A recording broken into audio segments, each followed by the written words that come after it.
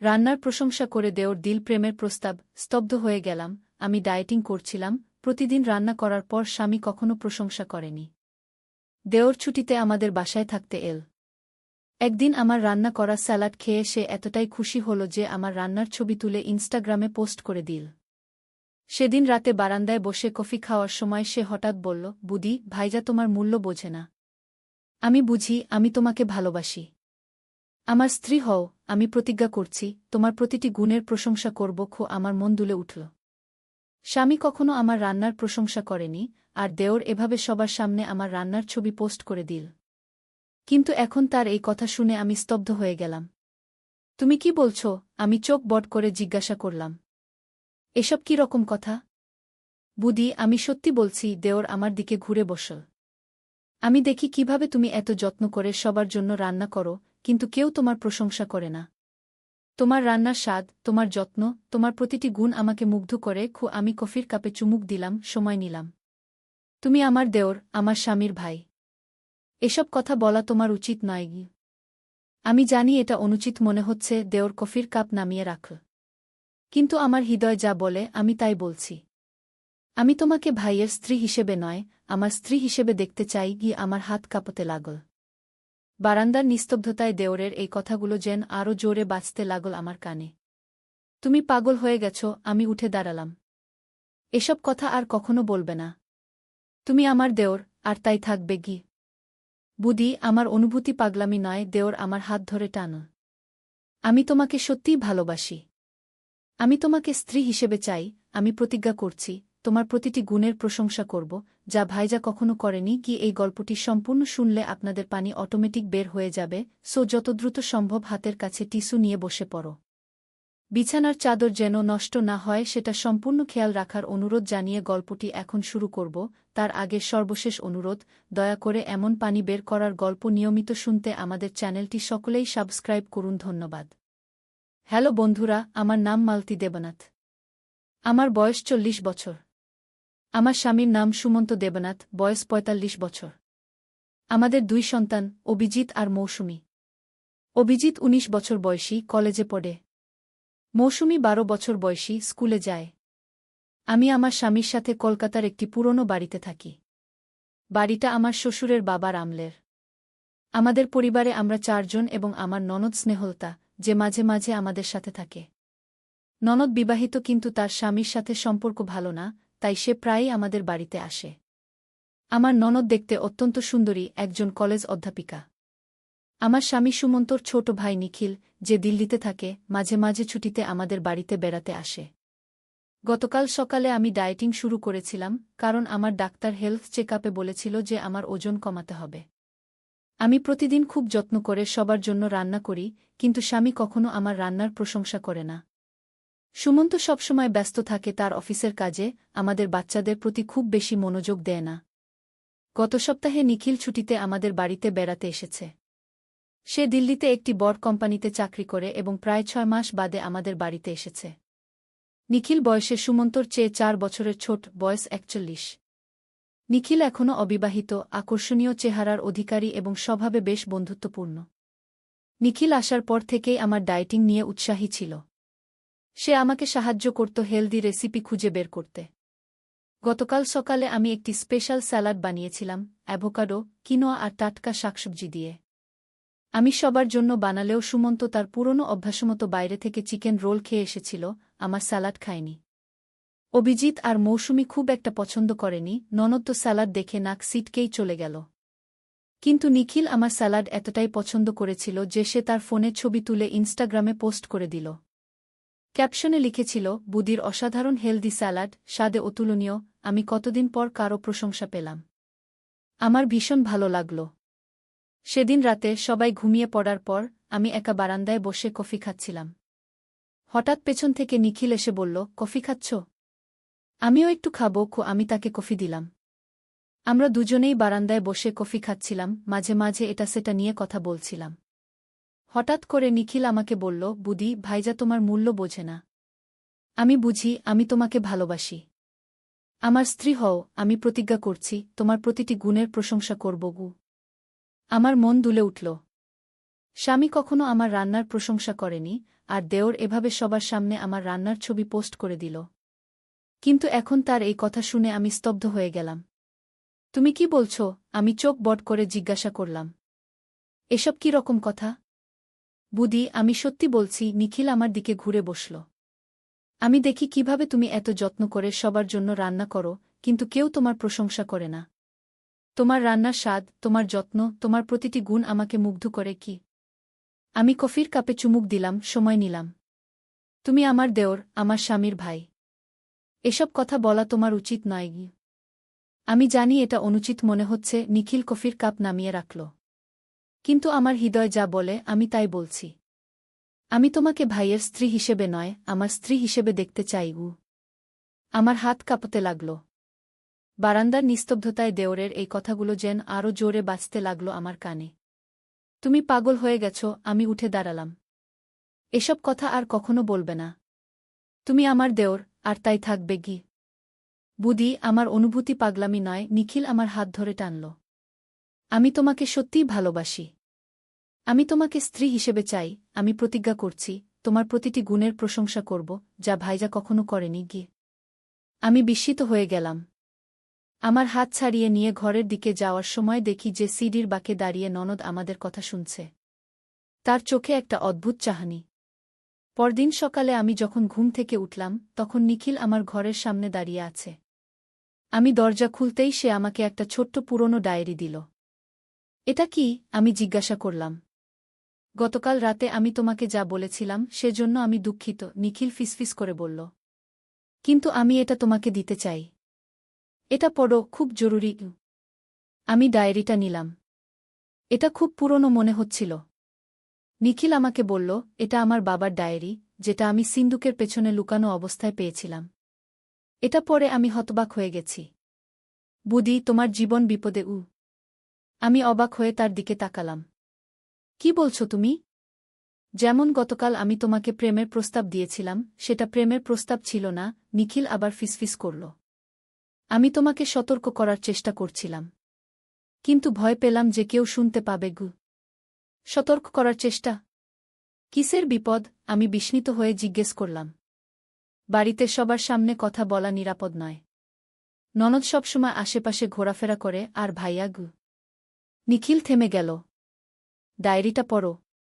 আজ আমি তোমাকে পল্টন বাজারে নিয়ে যাব। স্নেহলতাকে বলো যে আমরা কিছু কেনাকাটা করতে যাচ্ছি। সেখানে আমরা কথা বলবো। আমি সারাদিন অস্থির ছিলাম। নাস্তা তৈরি করার সময় নন্দের তীক্ষ্ণ চাহনি অনুভব করলাম।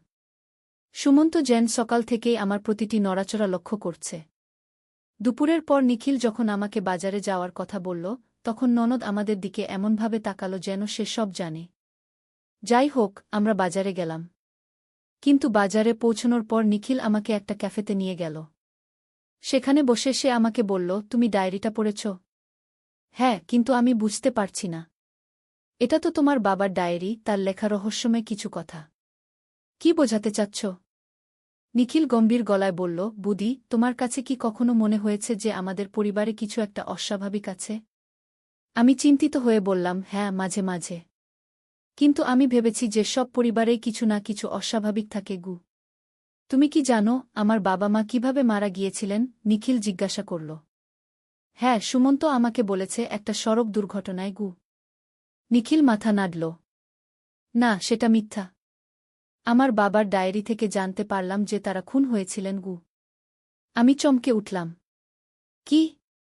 হ্যাঁ, আর শুধু তাই নয়, ভাইজা আর স্নেহলতা সম্পর্কে আমার সন্দেহ হচ্ছে। এই ডায়েরিতে লেখা আছে যে আমাদের পারিবারিক সম্পত্তির মধ্যে একটা মূল্যবান রত্ন লুকানো আছে। সেটা কে পাবে তা নিয়ে পারিবারিক বিরোধ ছিল। একটা রত্ন? কোথায়? আমি জিজ্ঞাসা করলাম। এটাই হলো রহস্য। ডায়েরিতে লেখা আছে যে রত্নটি বাড়ির কোথাও লুকানো আছে, আর শুধু বাড়ির গিন্নিই জানেন সেটা কোথায়। আমার মা জানতেন, কিন্তু তার মৃত্যুর আগে তিনি কাউকে বলেননি। তাহলে তুমি কি বলছো? আমি কথাটা শেষ করতে পারলাম না। হ্যাঁ, বুদি। আমার সন্দেহ হচ্ছে যে ভাইজা এবং স্নেহলতা মিলে আমার বাবা মাকে হত্যা করেছে রত্নটা খুঁজে বের করার জন্য। কিন্তু তারা খুঁজে পায়নি। এখন তারা সন্দেহ করছে যে তুমি হয়তো কিছু জানতে পারো। তাই তারা তোমাকে লক্ষ্য করছে। আমি শিউরে উঠলাম। এটা অসম্ভব। সুমন্ত আমার স্বামী, সে কখনো আমাকে আমি জানি এটা বিশ্বাস করা কঠিন। নিখিল আমার হাত ধরল। কিন্তু আমি তোমাকে একটা প্রমাণ দেখাতে পারি। আজ রাতে যখন সবাই ঘুমিয়ে পড়বে, তখন তুমি বাড়ির সিডির নিচে পুরনো দেয়ালঘড়ির পেছনে দেখো। সেখানে একটা ক্যামেরা লাগানো আছে যা তোমাকে নজরে রাখে। আমি বিশ্বাসই করতে পারছিলাম না। আমার হাত পা ঠান্ডা হয়ে গেল। কিন্তু আমি কিভাবে জানব যে তুমি সত্যি বলছ? বুদি, তুমি নিজেই দেখো। এই ডায়েরিতে আমার বাবা যে তারিখে মারা গিয়েছিলেন, সেই তারিখেই ভাইজা হঠাৎ করে বাড়িতে ফিরে এসেছিল দিল্লি থেকে। সেদিন স্নেহলতাও বাড়িতে ছিল। আর তোমার বিয়ের পর থেকে দেখেছ না কতবার তোমার শরীর খারাপ হয়েছে? স্নেহলতা তোমাকে যে চা দেয় সেই চায়ে কিছু দেয়া আস্তে আস্তে তোমাকে দুর্বল করে দিচ্ছে। আমি স্মরণ করার চেষ্টা করলাম। সত্যিই তো, স্নেহলতা প্রায় আমাকে চা তৈরি করে দেয়, আর তারপর আমি অসুস্থ বোধ করি। আমি কখনো ভাবিনি যে এক রাতে আমি গুনগুন শব্দ শুনে জেগে উঠেছিলাম। নিখিল চাপা গলায় বলল, ভাইজা আর স্নেহলতা বাগানে একসাথে ছিল। তারা কোনো মন্ত্র পড়ছিল। আমি বিশ্বাস করি না, কিন্তু বাবার ডায়েরিতে লেখা আছে যে আমাদের পরিবারে কালো জাদুর ঐতিহ্য আছে। এসব কি বলছো তুমি? আমি বিপদের আশঙ্কায় কাঁপতে লাগলাম। বুদি, আমি জানি এটা বিশ্বাস করা কঠিন। কিন্তু আমরা সময় নষ্ট করতে পারি না। আজ রাতে তুমি স্নেহলতার ঘরে যাও। তার বিছানার নিচে একটা লাল বাক্স আছে। সেটা খুললে দেখবে অনেক পুরনো ফটো, মন্ত্রতন্ত্রের বই আর একটা ডায়েরি। সেটা নিয়ে আসো, তাহলে আমরা বুঝতে পারব যে তারা কি পরিকল্পনা করছে। কিন্তু যদি ধরা পড়ি? আমি ভয়ে বললাম। ভয় পেজো না। স্নেহলতা এখন পুজোর নাম করে প্রতি রাতে একটার সময় বাড়ি থেকে বেরিয়ে যায়, 2টা পর্যন্ত ফেরে না। সেই সময়ে তুমি তার ঘরে ঢুকে যাবে। আমরা কিছু কেনাকাটা করে বাড়ি ফিরলাম। সারা বিকেল আমি অস্থির ছিলাম। রাতে সবার জন্য খাবার তৈরি করলাম। ভাত, মাছ, তরকারি রান্না করার সময় বারবার মনে হচ্ছিল কেউ যেন আমাকে পেছন থেকে দেখছে। যখনই পেছনে ফিরে তাকাই, দেখি ননদ দূর থেকে আমাকে পর্যবেক্ষণ করছে। সুমন্ত আজ অফিস থেকে ফিরে খুব বেশি কথা বলছে না, চুপচাপ ফোনে ব্যস্ত। আমার রাতে ঘুম আসছিল না। সবাই খাবার খেয়ে ঘুমোতে চলে গেল। আমি অপেক্ষা করছিলাম। ঘড়িতে রাত একটা বাজতেই স্নেহলতা যথারীতি বাইরে বেরিয়ে গেল। সুমন্ত আমার পাশে ঘুমাচ্ছে। আমি ধীরে ধীরে বিছানা থেকে উঠলাম, নিশ্চিত করলাম যে সে সত্যিই ঘুমাচ্ছে। আস্তে আস্তে স্নেহলতার ঘরের দিকে এগোলাম। দরজা আস্তে করে খুলে ভেতরে ঢুকলাম। টর্চ লাইট নিয়ে এসেছিলাম। বিছানার নিচে হাত দিতেই আমার হাতে লাগলো একটা বাক্স। টেনে বের করলাম। লাল রঙের বাক্স, ঠিক যেমনটা নিখিল বলেছিল। বাক্সটা খুলে দেখি অনেকগুলো পুরনো ফটো, একটা ডায়েরি, কালো কাপড়ে মোড়ানো কিছু জিনিস। এবং সবচেয়ে অবাক করা ব্যাপার, আমার কিছু ব্যক্তিগত জিনিস, আমার চুলের গোছা, নখ, এমনকি আমার রক্তে ভেজানো কাপড়ের টুকরোও রয়েছে। হঠাৎ দোতলার সিঁড়িতে পায়ের শব্দ পেলাম। কেউ আসছে। আমি দ্রুত বাক্সটা যথাস্থানে রাখলাম, ডায়েরিটা কাপড়ের ভাঁজে লুকিয়ে ফেললাম। কে ওখানে? নিখিলের গলা। আমি স্বস্তির নিঃশ্বাস ফেললাম। আমি ফিসফিসিয়ে বললাম। নিখিল ঘরে ঢুকল। পেয়েছ? আমি ডায়েরিটা তাকে দেখালাম। বাক্সে আরও অনেক কিছু আছে, আমার ব্যক্তিগত জিনিসও। ব্যক্তিগত জিনিস? ভালো হয়েছে বের করনি। চলো আমরা আগে ডায়েরিটা পড়ি। আমরা নিখিলের ঘরে গেলাম। ডায়েরিটা খুলতেই আমাদের চোখ কপালে উঠল। সেখানে বাংলা, সংস্কৃত আর আরবি ভাষা মিক্স করে কিছু লেখা ছিল। কিছু পাতায় অদ্ভুত চিহ্ন আঁকা, পাশে তারিখ লেখা। আরও দেখি অনেকগুলো ফটোকপি করা বিবাহের সার্টিফিকেট, প্রতিটিতে স্নেহলতার নাম, কিন্তু আলাদা আলাদা পাত্রের নাম। তারপর সেই সব লোকের মৃত্যু সার্টিফিকেট। ওহ মাই গড, আমি আতকে উঠলাম। এ তো দেখি হ্যাঁ, মনে হচ্ছে স্নেহলতা একজন সিরিয়াল কিলার, নিখিল ফিসফিস করে বলল। এই দেখো, এটা তোমার আর ভাইয়ার বিয়ের ছবি। এর পাশে এসব কি লেখা? আমি ভালো করে দেখলাম। তারিখ লেখা ছিল, আমার বিয়ের তারিখ, তারপর আজ থেকে 2 দিন পরের তারিখ, পাশে লেখা মৃত্যু। আমি ভয়ে কেঁপে উঠলাম। বুদি, এটা এখনই থামাতে হবে। তারা তোমাকে হত্যা করার পরিকল্পনা করছে। রত্নটা কোথায় তা বের করার জন্য তারা তোমাকে মেরে ফেলতে চায়। কিন্তু আমি জানি না রত্নটা কোথায়। আমি কান্না চেপে বললাম। জানো, তুমি জানো? নিখিল আমার কাঁধে হাত রাখল। মনে করো তোমার বিয়ের পর ভাইজা কি তোমাকে কোনো পারিবারিক অলংকার দিয়েছিল? হয়তো একটা পুরনো হার বা আংটি, যেটা তুমি খুব একটা পরো না? আমি কিছুক্ষণ ভাবলাম। হ্যাঁ, একটা পুরনো হার দিয়েছিল। বলেছিল তার ঠাকুরমার। আমি কখনো পরি না, কারণ সেটা অনেক ভারী গু। সেটা কোথায়? আমার ড্রেসিং টেবিলের ড্রয়ারে একটা লাল বাক্সে গু। নিখিল চোখ বট করল। চলো দেখি। আমরা ধীরে ধীরে আমার ঘরে ফিরলাম। সুমন্ত এখনো ঘুমাচ্ছে। আমার ড্রেসিং টেবিলের ড্রয়ার থেকে লাল বাক্সটা বের করলাম। ভেতরে সেই পুরনো হারটা। নিখিল হারটা হাতে নিয়ে ভালো করে দেখল। এটাই সেই রত্ন নয়, সে বলল। এটা তো সাধারণ একটা সোনার হার। তাহলে? আমি হতাশ হয়ে বললাম। নিখিল ডায়েরিটা আবার খুলে দেখল। একটা তথ্য পাচ্ছি। এখানে লেখা আছে রত্নটা গৃহলক্ষ্মীর হাতে থাকবে। গৃহলক্ষ্মী মানে বাড়ির গিন্নি, তুমি গি। কিন্তু আমার কাছে তো কোনো রত্ন নেই, আমি অসহায়ভাবে বললাম। ভাবো বুদি, তোমার কাছে এমন কিছু আছে যা তুমি সর্বদা ব্যবহার করো? যেটা সবসময় তোমার কাছে থাকে? আমি ভাবতে লাগলাম। হঠাৎ আমার নজর গেল আমার হাতের চুড়িটার দিকে। আমার মা আমাকে এটা দিয়েছিলেন বিয়ের সময়। বলেছিলেন এটা আমাদের পরিবারের বহু পুরনো সম্পদ। সুমন্ত একবার এটা দেখে খুব আগ্রহী হয়েছিল, কিন্তু আমি এটা কখনো খুলিনি। এটা, আমি চুড়িটা দেখালাম। নিখিল চুড়িটা দেখে চমকে উঠল। বুদি, এটা খুলে দেখবে? আমি চুড়িটা খুললাম। ভেতরে একটা ক্লিপ ছিল। টেনে খুলতেই দেখি ভেতর থেকে বেরিয়ে এলো একটা ছোট্ট লাল রত্ন। এটাই সেই রত্ন, নিখিল চোখ বড় করে বলল। হঠাৎ দরজায় শব্দ হল। আমরা চমকে দেখি সুমন্ত আর স্নেহলতা দরজায় দাঁড়িয়ে আছে। ভাবছিলাম আর কতদিন লাগবে তোমাদের খুঁজে বের করতে, সুমন্ত ঠান্ডা গলায় বলল। ভাইজাগ। নিখিল উঠে দাঁড়াল। থামো নিখিল, তোমার অভিনয় শেষ করো। বুদি, তুমি বোকা আছো। নিখিলকে জানো? ও আমার ভাই নয় গে।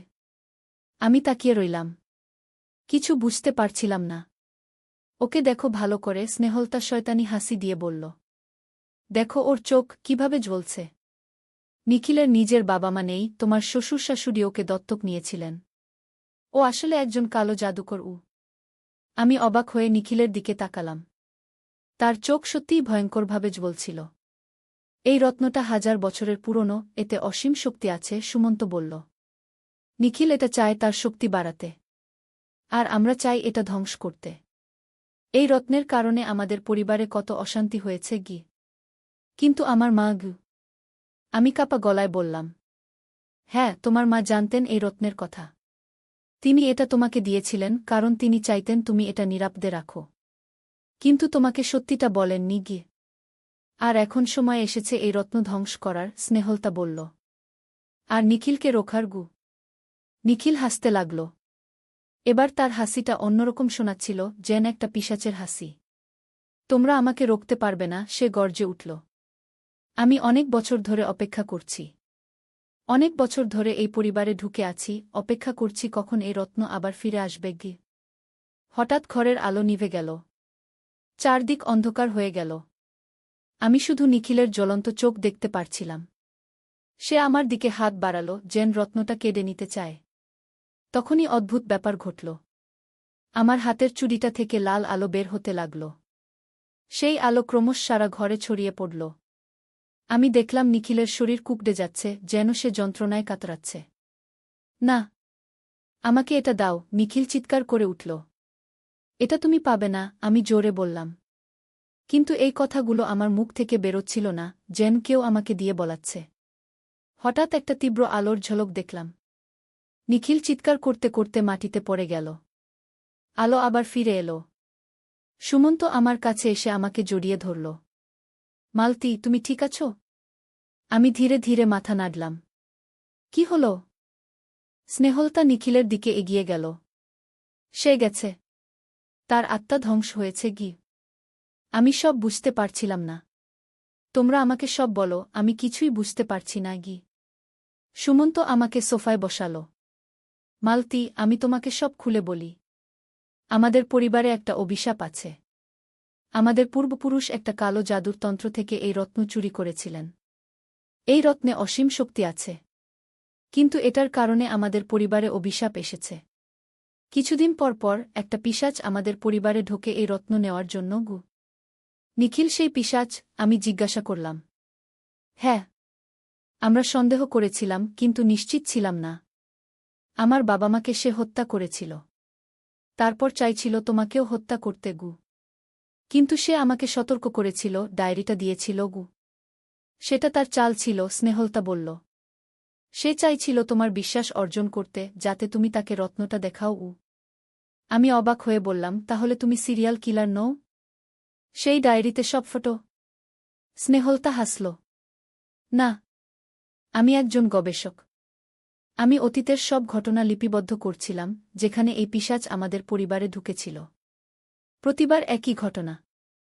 একজন বাইরের লোক পরিবারে ঢোকে, বিশ্বাস অর্জন করে, তারপর রত্নটা খুঁজে বের করার চেষ্টা করে কিন্তু এখন? আমি জিজ্ঞাসা করলাম। এখন এই রত্ন আমাদের ধ্বংস করতে হবে, সুমন্ত বলল। এটা একমাত্র উপায় আমাদের পরিবারকে এই অভিশাপ থেকে মুক্ত করার আমি রত্নটা হাতে তুলে নিলাম। এটা এখনও লাল আলো ছড়াচ্ছিল। আমি ভাবলাম, কিভাবে একটা ছোট্ট রত্ন এত সমস্যা সৃষ্টি করতে পারে? 3 দিন পর পূর্ণিমার রাতে আমরা গঙ্গার ঘাটে গেলাম। সেখানে বিশেষ একটি মন্ত্র উচ্চারণ করে রত্নটাকে গঙ্গায় বিসর্জন দিলাম। সেই মুহূর্তে আমি অনুভব করলাম যেন আমার শরীর থেকে একটা ভারী বোঝা নেমে গেল। বাড়ি ফিরে আসার পর আমাদের জীবন ধীরে ধীরে স্বাভাবিক হতে শুরু করল। সুমন্ত আমার প্রতি আরও মনোযোগী হল। স্নেহলতা নিজের স্বামীর সাথে আবার সম্পর্ক ভালো করে নিল। 6 মাস পর একদিন সকালে আমি সুমন্তর জন্য নাস্তা তৈরি করছিলাম। সে আমার পেছনে এসে আমাকে জড়িয়ে ধরল। কি রান্না করছ? তোমার প্রিয় আলুর পরোটা। আমি হাসলাম। সুমন্ত আমার গালে চুমু দিয়ে বলল, তোমার রান্না পৃথিবীর সেরা আমি হাসলাম। কতদিন পর স্বামীর মুখে এমন প্রশংসা শুনলাম। কিন্তু একটা জিনিস আমি কাউকে বলিনি। সেই রাতে রত্নটা বিসর্জন দেওয়ার আগে আমি চুপিসারে এক টুকরো ভেঙে নিয়েছিলাম। সেটা আমি আমার মায়ের দেওয়া চুড়িতে আবার লুকিয়ে রেখেছি।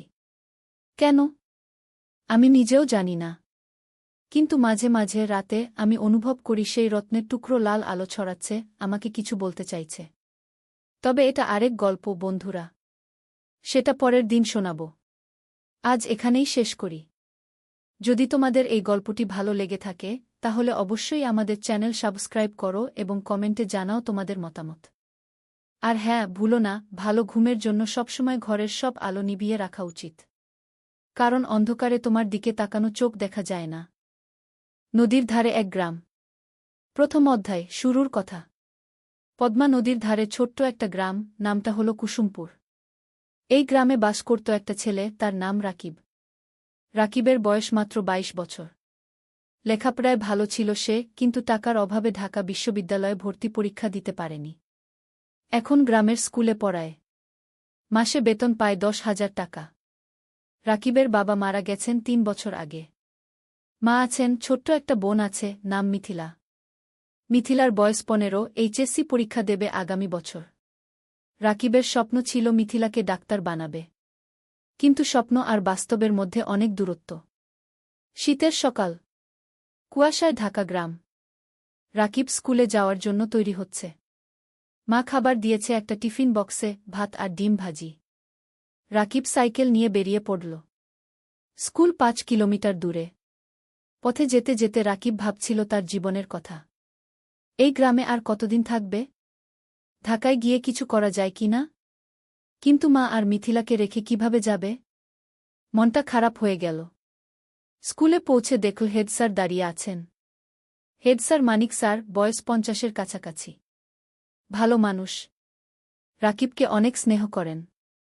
রাকিব, একটু আমার রুমে এসো, মানিক স্যার বললেন। রাকিব রুমে ঢুকল। মানিক স্যার বললেন, তুমি তো জানো আমাদের স্কুলের অবস্থা ভালো না। সরকারি অনুদান কমে গেছে। আমরা হয়তো তোমার বেতন আর বাড়াতে পারব না। রাকিবের মনটা ভেঙে গেল। কিন্তু সে কিছু বলল না। শুধু মাথা নেড়ে বলল, বুঝতে পারছি স্যার। তবে একটা খবর আছে, মানিক স্যার বললেন। শুনেছি জেলা শহরে একটা এনজিও শিক্ষক খুঁজছে। বেতন ভালো, 15,000 টাকা। তুমি চাইলে আবেদন করতে পারো। রাকিব একটু ভাবল। জেলা শহর মানে প্রায় 30 কিলোমিটার দূরে। রোজ যাও আসা করা মুশকিল। থাকতে হবে সেখানে। স্যার, আমি ভেবে দেখি রাকিব বলল। ক্লাস শুরু হল। রাকিব বাচ্চাদের বাংলা পড়াচ্ছে। ছোট্ট ছোট্ট মুখ, সবাই মন দিয়ে শুনছে। রাকিব ভাবল, এই বাচ্চাদের ছেড়ে কিভাবে যাবে?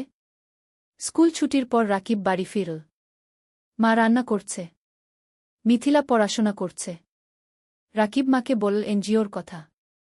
মা চুপ করে রইল কিছুক্ষণ। তারপর বলল, ভাই, তুমি যা ভালো মনে করো তাই করো। আমরা সামলে নেব। কিন্তু রাকিব দেখল মায়ের চোখে পানি। দ্বিতীয় অধ্যায়, নতুন সিদ্ধান্ত। সেই রাতে রাকিব ঘুমাতে পারল না। বারবার একই চিন্তা মাথায় আসছে। কি করবে? এখানে থাকবে নাকি নতুন জায়গায় যাবে? পরদিন শুক্রবার। ছুটির দিন। রাকিব সকালে উঠে নদীর ধারে গেল।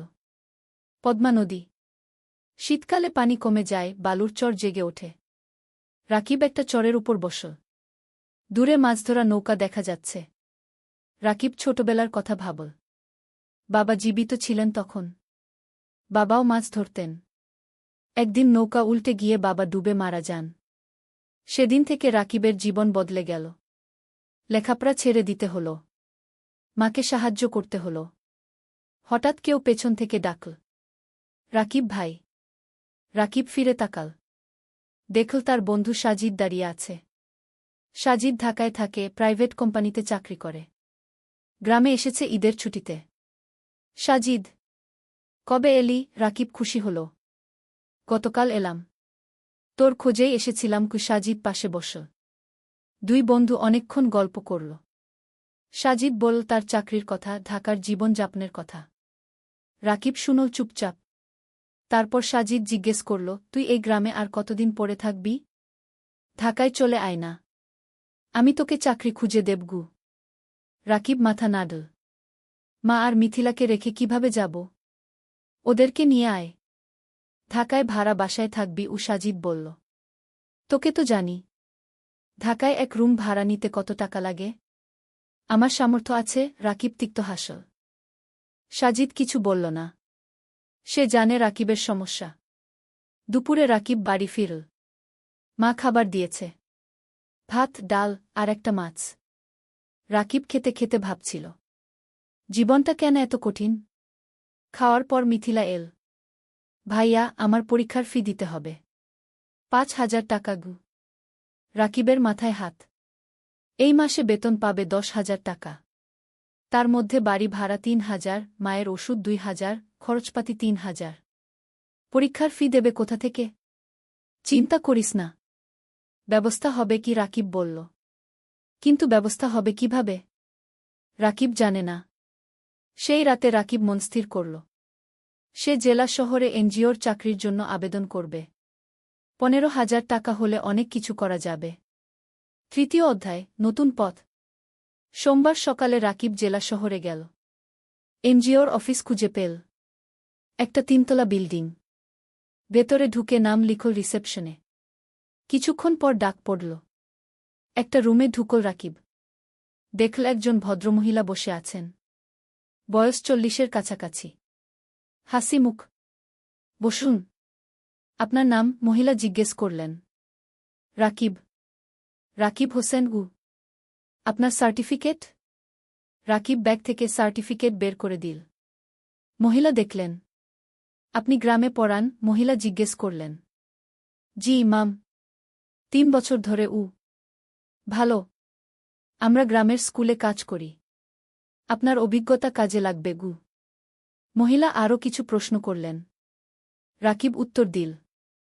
তারপর মহিলা বললেন, ঠিক আছে, আমরা আপনাকে জানাব। 1 সপ্তাহের মধ্যে ফোন করব।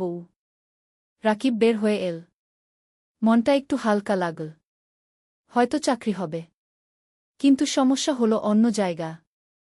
রাকিব গ্রামে ফিরে দেখল মা অসুস্থ হয়ে পড়েছে। জ্বর হয়েছে। ডাক্তার ডেকে আনতে হল। ডাক্তার ওষুধ লিখে দিল। ওষুধের দাম 1,000 টাকা। রাকিবের পকেটে 5 টাকা ছিল। বাকি 5 টাকা ধার করতে হল পাশের বাড়ির কাকার কাছে। মা শুয়ে শুয়ে বলল, ভাই, তুমি জেলা শহরে চাকরি নিও না। আমরা এখানে থাকি। না মা, তোমার চিকিৎসার জন্য টাকা লাগবে। মিথিলার পড়াশোনার জন্য টাকা লাগবে। আমাকে ভালো চাকরি করতে হবে কি রাকিব বলল। পরের সপ্তাহে রাকিবের ফোন এল এনজিও থেকে। চাকরি হয়েছে। পরের মাস থেকে জয়েন করতে হবে।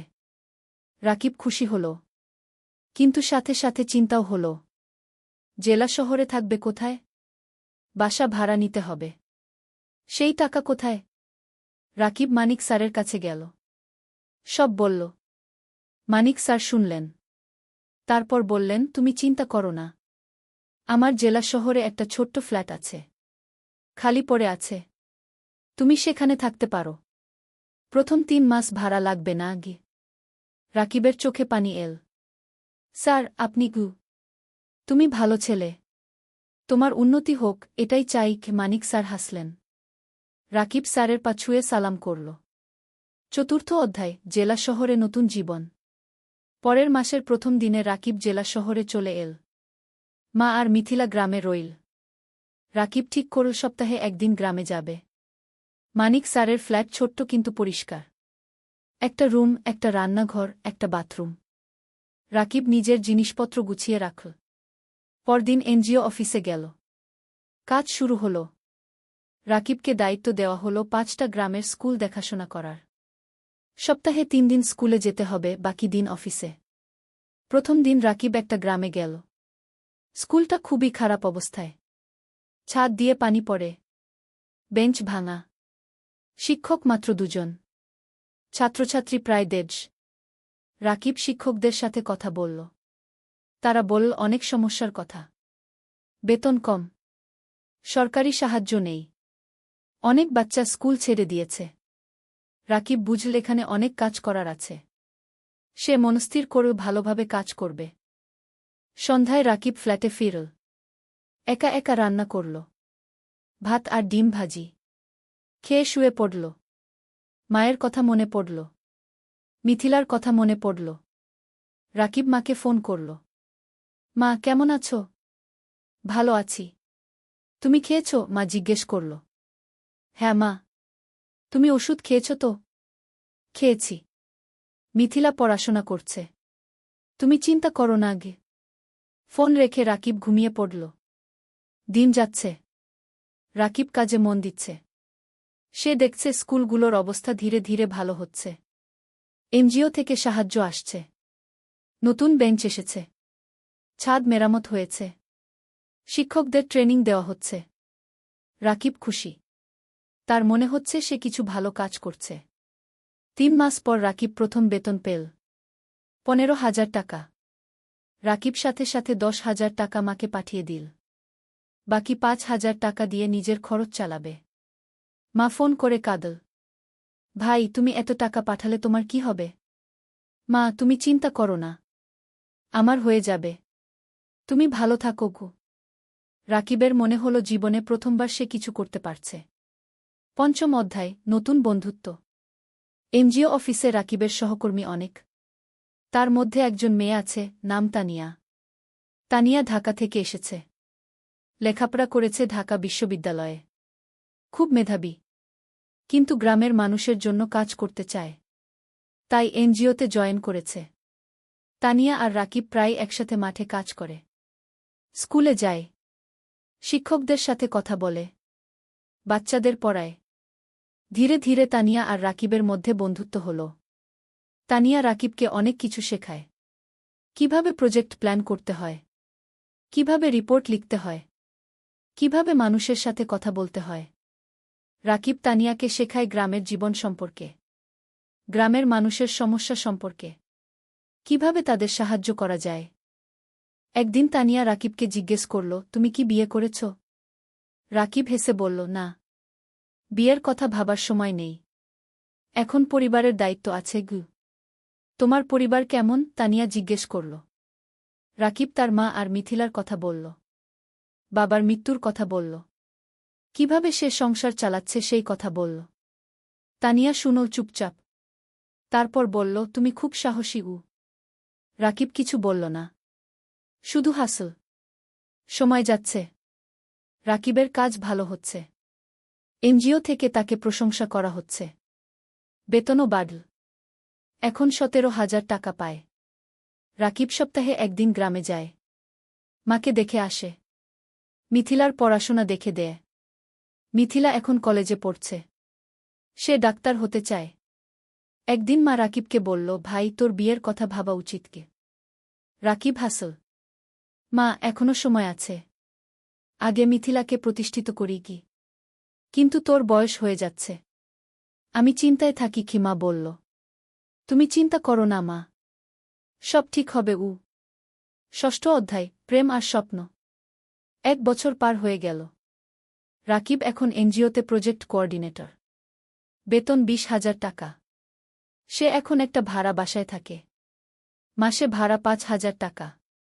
তবু মাকে প্রতি মাসে 12,000 টাকা পাঠায়। মিথিলা খুব ভালো ফলাফল করেছে। সে মেডিকেল কলেজে ভর্তি হতে চায়। কিন্তু ভর্তি পরীক্ষার জন্য কোচিং করতে হবে। কোচিং ফি অনেক। রাকিব চিন্তায় পড়ল। কোথা থেকে টাকা আসবে? তানিয়া বুঝতে পারল রাকিবের সমস্যা। একদিন সে বলল, রাকিব, তুমি কিছু চিন্তিত মনে হচ্ছে কি? রাকিব মিথিলার কথা বলল। তানিয়া বলল, আমি আমার এক বন্ধুকে জানি। সে ঢাকায় মেডিকেল কোচিং সেন্টার চালা। আমি তাকে বলবো। হয়তো কম ফিতে তোমার বোনকে ভর্তি করে নেবে কি। রাকিব অবাক হল। তুমি এত সাহায্য করছো কেন? তানিয়া চুপ করে রইল কিছুক্ষণ। তারপর বলল, কারণ তুমি ভালো মানুষ গো। রাকিব কিছু বলল না। কিন্তু মনের ভেতর একটা অনুভূতি হল। পরের সপ্তাহে তানিয়া তার বন্ধুর সাথে রাকিবের কথা হল। বন্ধু রাজি হল মিথিলাকে অর্ধেক ফিতে ভর্তি করতে। রাকিব খুশিতে আত্মহারা। সে তানিয়াকে ধন্যবাদ দিল বারবার। তানিয়া হেসে বলল, ধন্যবাদ না, একটা ট্রিট দাও।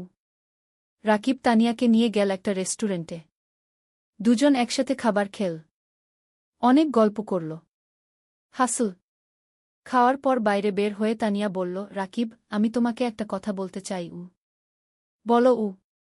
তানিয়া একটু থেমে বলল, আমি তোমাকে ভালোবাসি। রাকিব স্তব্ধ হয়ে গেল। কি বলবে বুঝতে পারল না। তানিয়া বলল, আমি জানি এটা হঠাৎ শোনাচ্ছে। কিন্তু 1 বছর ধরে তোমার সাথে কাজ করছি। তোমার চরিত্র, তোমার পরিবারের প্রতি দায়িত্ববোধ, তোমার সততা, সব কিছু দেখেছি। তুমি আমার মনে জায়গা করে নিয়েছ। রাকিব কিছুক্ষণ চুপ করে রইল। তারপর বলল, তানিয়া, আমি জানি না কি বলবো। তুমি ঢাকার মেয়ে, উচ্চশিক্ষিত। আমি একজন সাধারণ গ্রামের ছেলে। আমার পরিবার গরিব। আমার অনেক দায়িত্ব আছে গিউ। তানিয়া রাকিবের হাত ধরল। এগুলো আমার কাছে কোনো সমস্যা নয়। আমি তোমাকে চাই, তোমার টাকা বা স্ট্যাটাস নয় গিউ। রাকিবের চোখে পানি এল। তানিয়া, আমি তোমাকে কিছু দিতে পারব না গি। তুমি আমাকে ভালোবাসা দিতে পারবে। সততা দিতে পারবে। এটাই যথেষ্ট। রাকিব তানিয়ার দিকে তাকাল। তারপর বলল, আমিও তোমাকে ভালোবাসি। কিন্তু ভয় পাচ্ছি। কিসের ভয়? তানিয়া জিজ্ঞেস করল। ভয় পাচ্ছি তোমার পরিবার রাজি হবে না। ভয় পাচ্ছি আমি তোমাকে সুখী করতে পারব না গি। তানিয়া হাসল। আমার পরিবার আমাকে বিশ্বাস করে। আমি যদি খুশি থাকি, তারা খুশি থাকবে। আর তুমি আমাকে সুখী করতে পারবে কিনা সেটা সময় বলবে। আমরা একসাথে চেষ্টা করব। সেই রাতে রাকিব ঘুমাতে পারল না। সারারাত তানিয়ার কথা ভাবল। জীবনে প্রথমবার কেউ তাকে এভাবে ভালোবাসল। 7ম অধ্যায়, বাধা আর চ্যালেঞ্জ। পরের সপ্তাহে রাকিব গ্রামে গেল। মাকে সব কথা বলল। তানিয়ার কথা, প্রেমের কথা। মা শুনল চুপচাপ। তারপর বলল, মেয়ে কেমন? খুব ভালো মা। তুমি তাকে দেখলে পছন্দ করবে গি। তার পরিবার রাজি হবে? আমরা তো গরিব, খিমা চিন্তিত হল। তানিয়া বলেছে তার পরিবার তাকে বিশ্বাস করে। সমস্যা হবে না গি। মিথিলা খুশি হল। ভাইজা, তুমি বিয়ে করছ? আমি ভাবির সাথে দেখা করব। রাকিব হাসল। হ্যাঁ রে। তোকে নিয়ে যাব ঢাকায়। কিন্তু সমস্যা এল অন্য দিক থেকে। তানিয়া তার বাবা মাকে রাকিবের কথা বলল। প্রথমে তারা খুশি হল। কিন্তু যখন জানো রাকিব একজন এনজিও কর্মী, বেতন মাত্র 20,000 টাকা, তখন তারা আপত্তি করল। তানিয়ার বাবা বললেন, তানিয়া, তুমি ঢাকা বিশ্ববিদ্যালয় থেকে পাস করেছ। তুমি একজন ভালো চাকরিজীবী ছেলে পাবে। এই ছেলে তোমাকে কি দেবে? তানিয়া বলল, বাবা, আমি টাকার জন্য বিয়ে করছি না। আমি রাকিবকে ভালোবাসি। ভালোবাসা দিয়ে সংসার চলে না কি? তানিয়ার মা বললেন। বাবা, মা, রাকিব খুব সৎ এবং পরিশ্রমী। সে তার পরিবারের জন্য অনেক কষ্ট করছে। এরকম মানুষ এখন কমই আছে কি? তানিয়া বোঝানোর চেষ্টা করল। আমরা সময় চাই। আমরা ছেলেটাকে দেখতে চাই কি? তানিয়ার বাবা বললেন। তানিয়া রাকিবকে ফোন করে সব বলল। রাকিব শুনল। তারপর বলল, আমি জানতাম এটা হবে গু। তুমি হাল ছেড়ে দিও না। আমি তাদের বোঝাব। তানিয়া বলল। পরের মাসে রাকিব ঢাকায় গেল। তানিয়ার বাবা মার সাথে দেখা করল। তারা রাকিবকে অনেক প্রশ্ন করল। রাকিব সব সততার সাথে উত্তর দিল। তানিয়ার বাবা বললেন, তুমি তোমার ভবিষ্যৎ নিয়ে কি ভাবছ? তুমি সারা জীবন এনজিওতে থাকবে? রাকিব বলল, আঙ্কেল, আমি স্বপ্ন দেখি একদিন নিজের একটা স্কুল করব। গ্রামের গরিব ছেলে মেয়েদের বিনামূল্যে পড়াব। এটা আমার লক্ষ্য। তানিয়ার বাবা অবাক হলেন। তুমি কি জানো একটা স্কুল খুলতে কত টাকা লাগে? জানি আঙ্কেল। কিন্তু আমি বিশ্বাস করি যদি সততার সাথে চেষ্টা করি, একদিন সফল হব। তানিয়ার বাবা কিছু বললেন না। কিন্তু রাকিবের চোখে যে আগুন দেখলেন সেটা তাকে ভাবিয়ে তুলল। সেই রাতে তানিয়ার বাবা মা আলোচনা করলেন। তারপর তারা রাজি হলেন। কিন্তু একটা শর্ত দিলেন, রাকিবকে আরও ভালো চাকরি খুঁজতে হবে। রাকিব শর্ত মেনে নিল। অষ্টম অধ্যায়, নতুন সুযোগ। বিয়ের প্রস্তুতি শুরু হল। কিন্তু রাকিব চিন্তায় ছিল। বিয়েতে অনেক খরচ হবে। সেই টাকা কোথায়? তানিয়া বলল, আমরা সিম্পল বিয়ে করব। বেশি খরচ করব না আগে। কিন্তু তানিয়ার পরিবার বড় বিয়ে চায়। অনেক আত্মীয় স্বজন আছে। রাকিব টেনশনে ছিল। তখন মানিক স্যার তাকে ডাকলেন। স্যার বললেন, রাকিব, আমি শুনেছি তোমার বিয়ে হবে। আমি তোমাকে একটা উপহার দিতে চাই। স্যার একটা খাম দিলেন। খামে ছিল 50,000 টাকা। রাকিবের চোখ বড় হয়ে গেল। স্যার, এটা আমি নিতে পারব না গি। এটা উপহার। তুমি আমার ছাত্রের মতো। তুমি অবশ্যই নেবে। স্যার জোর করলেন। রাকিব স্যারকে জড়িয়ে ধরল। স্যার, আপনি আমার জন্য অনেক কিছু করেছেন গু। তুমি ভালো থাকো। এটাই চাই। এদিকে রাকিবের ভাগ্য ঘুরতে শুরু করল। একদিন এনজিওর ডিরেক্টর রাকিবকে ডাকলেন। বললেন, রাকিব, তোমার কাজ আমরা খুব পছন্দ করেছি। আমরা একটা নতুন প্রজেক্ট শুরু করছি। তুমি প্রজেক্ট ম্যানেজার হবে। বেতন হবে 35,000 টাকা গু। রাকিব বিশ্বাস করতে পারল না। 35,000 টাকা!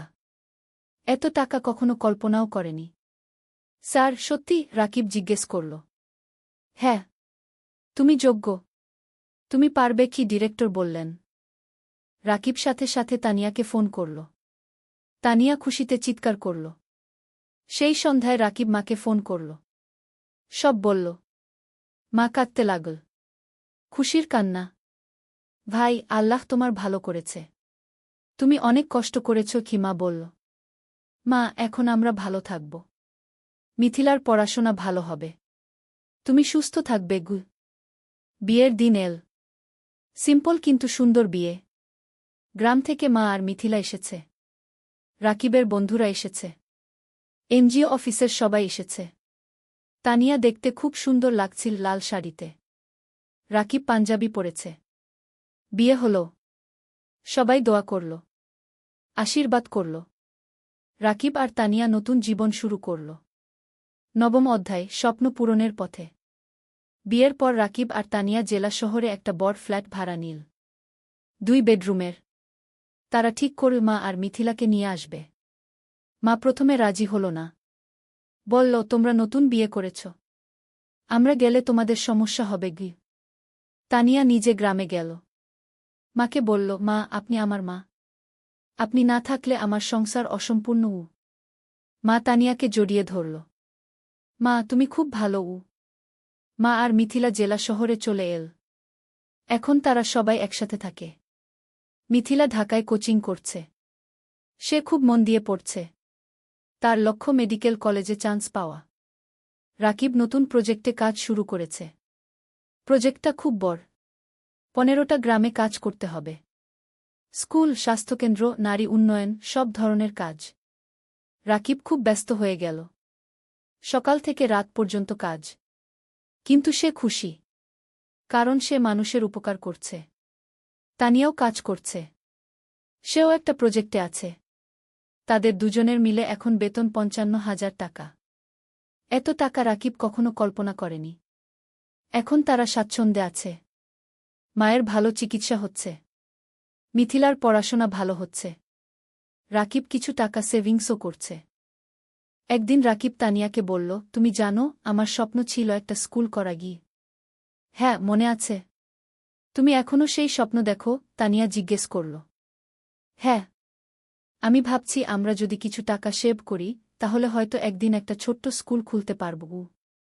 তানিয়া হাসল। চলো, আমরা একসাথে এই স্বপ্ন পূরণ করব। দুজনে মিলে প্ল্যান করতে লাগল। কিভাবে টাকা জমাবে?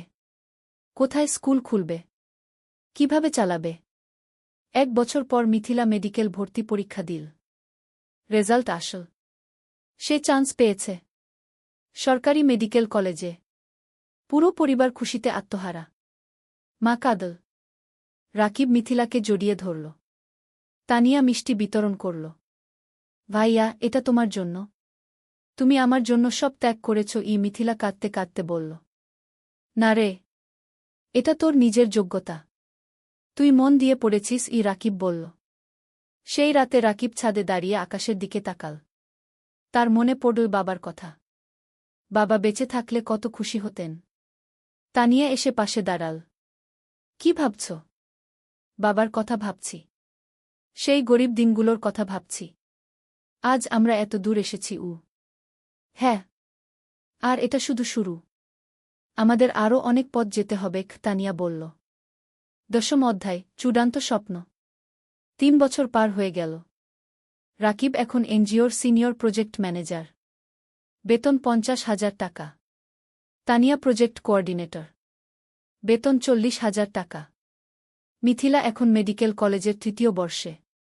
সে খুব ভালো পড়ছে। তার লক্ষ্য একজন ভালো ডাক্তার হওয়া এবং গ্রামের মানুষের সেবা করা। মা এখন সুস্থ। তার মুখে হাসি ফিরে এসেছে। রাকিব আর তানিয়া এই ৩ বছরে প্রায় ১০ লক্ষ টাকা সেভ করেছে। এখন তারা ঠিক করেছে স্বপ্নের স্কুল খুলবে। রাকিব গ্রামে গিয়ে একটা জমি কিন। ২ বিঘা জমি। সেখানে স্কুল করবে। তারা ব্যাংক থেকে লোন নিল। আরও ৫ লক্ষ টাকা। মোট ১৫ লক্ষ টাকা দিয়ে স্কুল তৈরি করা শুরু হল। মানিক স্যার অনেক সাহায্য করলেন। তিনি স্কুলের ডিজাইন করে দিলেন। শিক্ষক খুঁজে দিলেন। ৬ মাস পর স্কুল তৈরি হল। নাম দেওয়া হল আলোর পাঠশালা। স্লোগান, শিক্ষাই আলো, শিক্ষাই মুক্তি। স্কুলে গরিব পরিবারের বাচ্চারা বিনামূল্যে পড়বে। ধনী পরিবারের বাচ্চারা কম ফিতে পড়বে। এই ফি দিয়ে স্কুল চলবে। স্কুল খোলার দিন গ্রামের সব মানুষ এল। জেলা প্রশাসক এলেন উদ্বোধন করতে। মানিক স্যার, এনজিওর ডিরেক্টর, সবাই এলেন। রাকিব মাইকে দাঁড়িয়ে বলল, আমি একসময় খুব গরিব ছিলাম। লেখাপড়া করতে পারিনি ঠিকমতো। কিন্তু আমি হাল ছাড়িনি। আজ আমি এই স্কুল করলাম যাতে গ্রামের কোনো বাচ্চাকে টাকার অভাবে লেখাপড়া ছাড়তে না হয়। সবাই হাততালি দিল। তানিয়া বলল, এই স্কুল শুধু আমার স্বামীর স্বপ্ন নয়, আমার স্বপ্ন। আমরা চাই এই গ্রামের প্রতিটা বাচ্চা শিক্ষিত হোক। আবার হাততালি। স্কুল চালু হল। প্রথম দিন ৫০ জন বাচ্চা ভর্তি হল। দ্বিতীয় মাসে ১০০। তৃতীয় মাসে ২০০। রাকিব আর তানিয়া সপ্তাহে ৩ দিন স্কুলে যায়। বাচ্চাদের পড়ায়। শিক্ষকদের ট্রেনিং দেয়া। স্কুল দেখাশোনা করে। মিথিলা ছুটির দিনে স্কুলে এসে বাচ্চাদের স্বাস্থ্য চেক আপ করে। বিনামূল্যে। মা রান্না করে বাচ্চাদের খাওয়ায়। অনেক বাচ্চা গরিব পরিবার থেকে আসে। তারা দুপুরে খায় না। মা তাদের খাওয়ায়। ২ বছর পর স্কুলে ৫ বাচ্চা পড়ছে। ১০ জন শিক্ষক আছে। স্কুল ভালোভাবে চলছে। জেলার মধ্যে কি আলোর পাঠশালা কি একটা আদর্শ স্কুল হিসেবে পরিচিতি পেয়েছে। একাদশ অধ্যায়, জীবনের পূর্ণতা। ৫ বছর পর। রাকিবের বয়স এখন ৩৩। তানিয়ার বয়স ৩১। তাদের একটা মেয়ে হয়েছে। নাম রাখা হয়েছে অনন্যা। অনন্যার বয়স ২ বছর। মিথিলা এখন ডাক্তার। সে একটা সরকারি হাসপাতালে কাজ করছে। সে গ্রামের মানুষের বিনামূল্যে সেবা দেয়া। মা সুস্থ এবং খুশি। তার নাতনি অননাকে নিয়ে সময় কাটায়। আলোর পাঠশালা কি এখন জেলার সেরা স্কুলগুলোর একটা। এখানে 1000 বাচ্চা পড়ছে। 20 জন শিক্ষক আছে। স্কুলের রেজাল্ট খুব ভালো। রাকিব আর তানিয়া এখন আর এনজিওতে কাজ করে না। তারা পুরোপুরি স্কুলেই সময় দেয়া। তারা আরও 2টো স্কুল খোলার পরিকল্পনা করছে। একদিন রাকিব স্কুলের ছাদে দাঁড়িয়ে আছে। তানিয়া এসে পাশে দাঁড়াল। হাতে চায়ের কাপ। কি ভাবছ? তানিয়া জিজ্ঞেস করল। ভাবছি আমাদের যাত্রার কথা। 8 বছর আগে আমি একজন গরিব স্কুল শিক্ষক ছিলাম। আজ আমার নিজের স্কুল আছে। 1000 বাচ্চা পড়ছে গু। হ্যাঁ, আমরা অনেক দূর এসেছি। কিন্তু আরও অনেক পথ বাকি, কুতানিয়া বলল। জানো, কখনো কখনো মনে হয় স্বপ্ন দেখা ভালো। স্বপ্ন মানুষকে বাঁচিয়ে রাখে। আমি স্বপ্ন দেখেছিলাম বলে আজ এখানে এসেছি। তানিয়া রাকিবের হাত ধরল। আর আমি তোমাকে বিশ্বাস করেছিলাম বলে তোমার স্বপ্ন আমার স্বপ্ন হয়ে গেল গো। দুজন চুপচাপ দাঁড়িয়ে রইল। নিচে বাচ্চারা খেলছে। তাদের হাসির শব্দ শোনা যাচ্ছে। রাকিব বলল, জানো তানিয়া, আমার এখন মনে হয় জীবনের সবচেয়ে বড় সফলতা হলো মানুষের মুখে হাসি ফোটানো। টাকা, প্রতিষ্ঠা সব তুচ্ছ যখন দেখি একটা গরিব বাচ্চা আমাদের স্কুলে পড়ে ভালো রেজাল্ট করছে গি। তানিয়া মাথা নাড়ল। একদম ঠিক। তুমি জানো, গত সপ্তাহে সেই রহিম নামের ছেলেটা এসেছিল, যে 3 বছর আগে আমাদের স্কুলে ভর্তি হয়েছিল?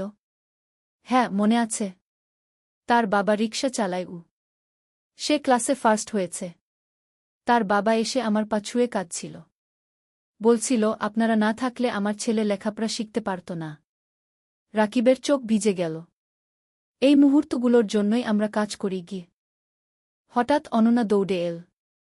বাবা, বাবা, দেখো আমি কি এঁকেছি। রাকিব মেয়েকে কোলে তুলে নিল। অননা একটা ছবি দেখাল। একটা স্কুল, সামনে অনেক বাচ্চা। এটা কি? রাকিব জিজ্ঞেস করল। এটা আমাদের স্কুল। দাদু বলেছে তুমি এই স্কুল বানিয়েছ গু, অননা বলল। রাকিব মেয়ের কপালে চুমু খেল। হ্যাঁ রে, একদিন তুইও বড় হয়ে ভালো কিছু করবি গ। আমি ডাক্তার হব, মাসির মতো। তারপর গরিব মানুষদের দেখব, অননা বলল। তানিয়া হাসল। দেখছ, আমাদের পরবর্তী প্রজন্ম স্বপ্ন দেখছে গু।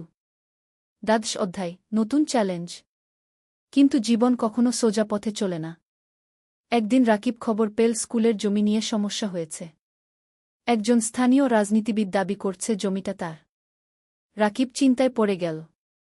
সে আইনজীবীর সাথে দেখা করল। আইনজীবী বলল, কাগজপত্র দেখাও।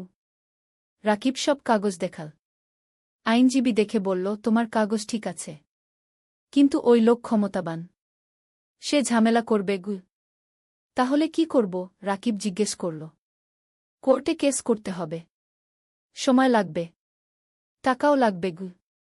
রাকিব বাড়ি ফিরে তানিয়াকে সব বলল। তানিয়া শুনল।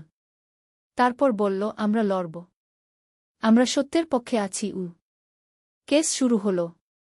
প্রতি সপ্তাহে কোর্টে যেতে হচ্ছে। আইনজীবীর ফি দিতে হচ্ছে। টাকা খরচ হচ্ছে অনেক।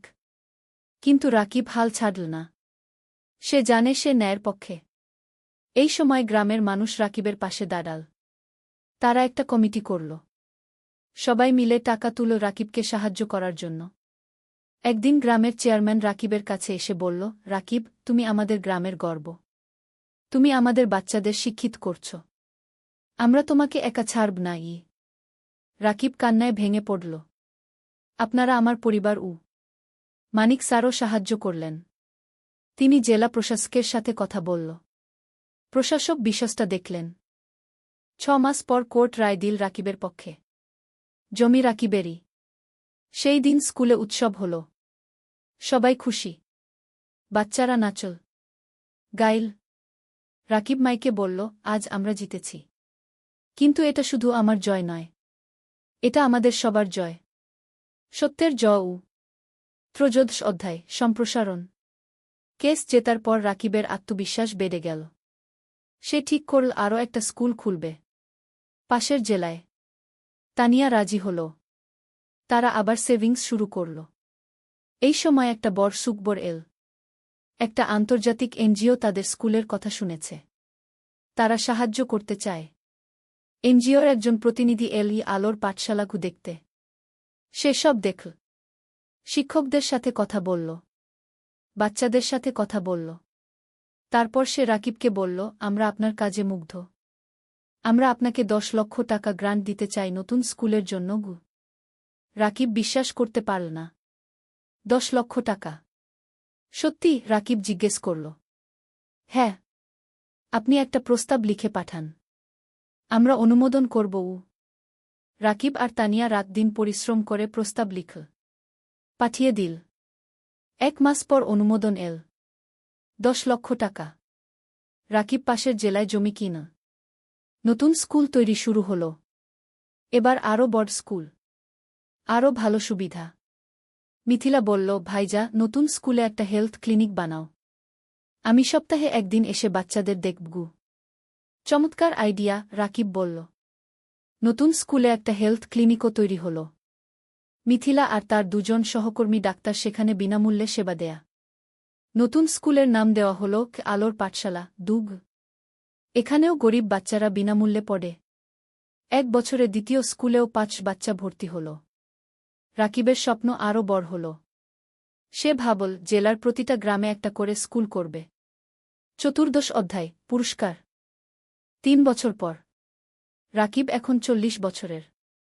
তার 5টা আলোর পাঠশালাগু আছে। 5টা জেলায়। প্রায় 3000 বাচ্চা পড়ছে। 2 শিক্ষক কাজ করছে। একদিন রাকিব একটা ফোন পেল। ঢাকা থেকে। শিক্ষা মন্ত্রণালয় থেকে। আপনি রাকিব হোসেন? ফোনে একজন জিজ্ঞেস করল। জিউ। আপনাকে জানাতে পেরে আনন্দিত যে আপনার নাম জাতীয় শিক্ষা পুরস্কারের জন্য নির্বাচিত হয়েছে। আপনি গ্রামীণ শিক্ষায় অসামান্য অবদান রেখেছেন গু। রাকিব স্তব্ধ হয়ে গেল। জাতীয় পুরস্কার? সত্যি? রাকিব জিজ্ঞেস করল। হ্যাঁ। আগামী মাসে ঢাকায় অনুষ্ঠান হবে। মাননীয় প্রধানমন্ত্রী পুরস্কার দেবেন গু। রাকিব ফোন রেখে তানিয়াকে জড়িয়ে ধরল।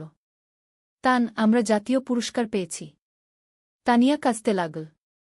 খুশির কান্না। তুমি পেরেছ। তুমি সত্যিই পেরেছ। মা খবর শুনে কাঁদল। ভাই, তোর বাবা বেঁচে থাকলে কত খুশি হতো উ। মিথিলা বলল, ভাইজা, তুমি আমার হিরো গো।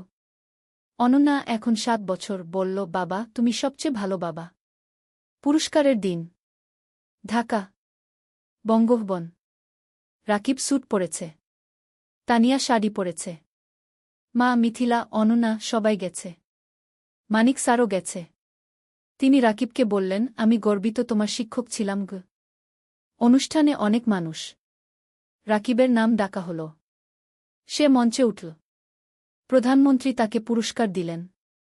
একটা ক্রেস্ট, একটা সার্টিফিকেট আর 5 লক্ষ টাকা। রাকিব মাইকে দাঁড়িয়ে বলল, আমি একজন সাধারণ গ্রামের ছেলে। আমার বাবা রিকশা চালাতেন।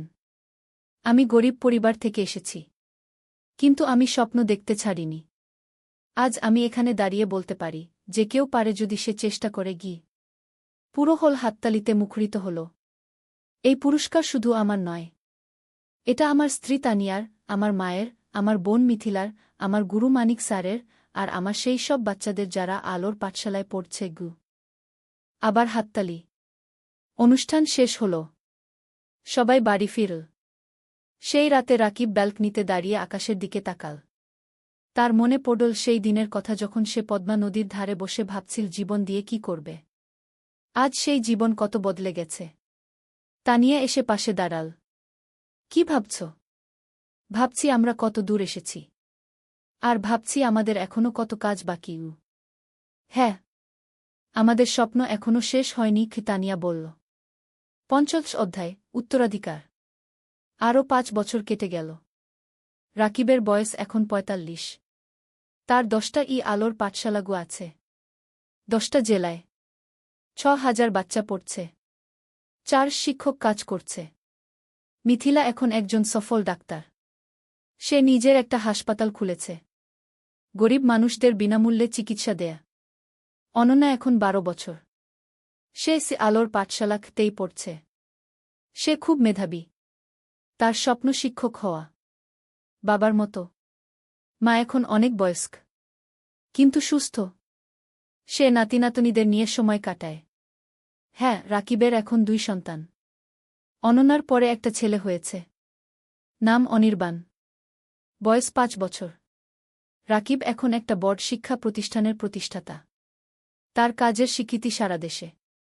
বিদেশ থেকেও মানুষ আসে তার স্কুল দেখতে। কিন্তু রাকিব এখনও সেই সাধারণ মানুষই আছে।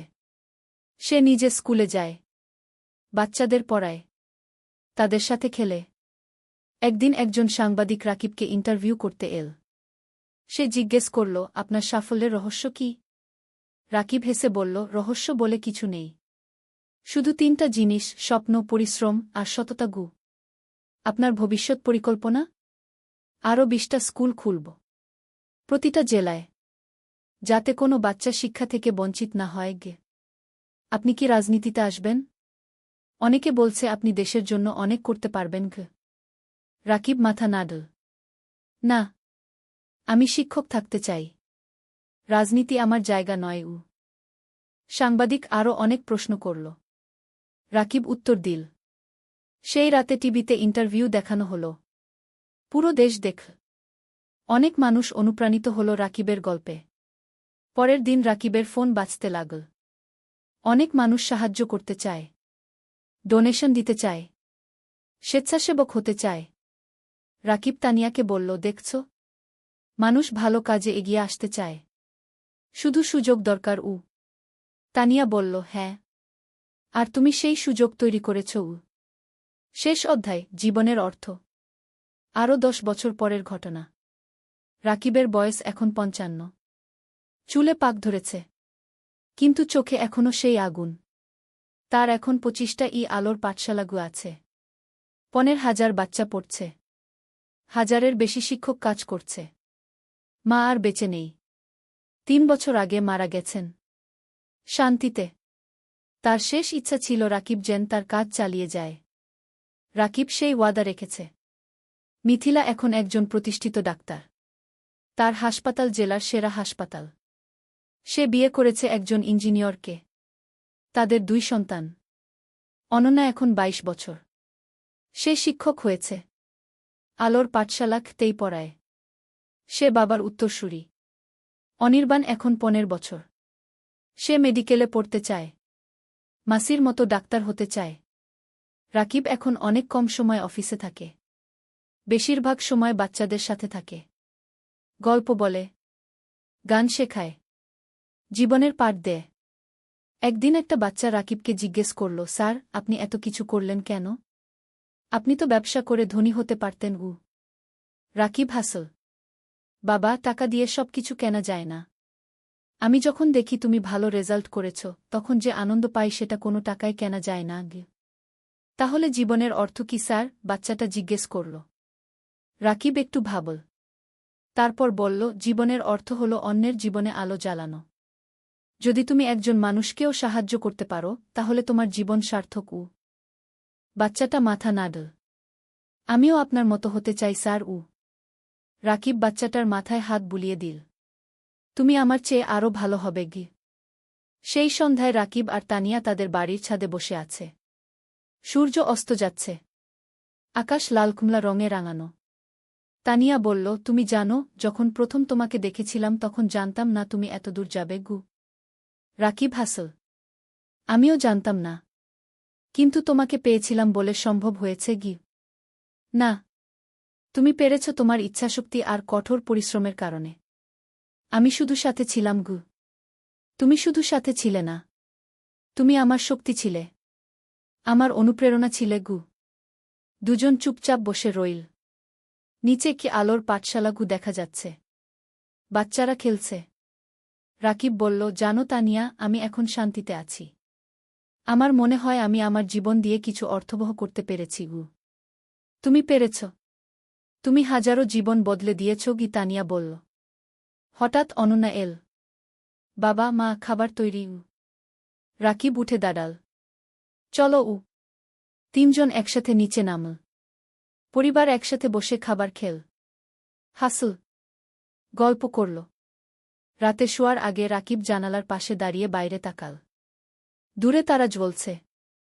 রাকিব মনে মনে ভাবল, জীবন একটা যাত্রা। কখনো কঠিন, কখনো সহজ। কিন্তু যদি তুমি স্বপ্ন দেখো, যদি তুমি পরিশ্রম করো, যদি তুমি সৎ থাকো, তাহলে তুমি অবশ্যই সফল হবে। আর সবচেয়ে বড় সফলতা হল যখন তুমি অন্যের জীবনে আলো জ্বালাতে পারো। রাকিব হাসল। তারপর বিছানায় শুয়ে পড়ল। গভীর ঘুমে তলিয়ে গেল।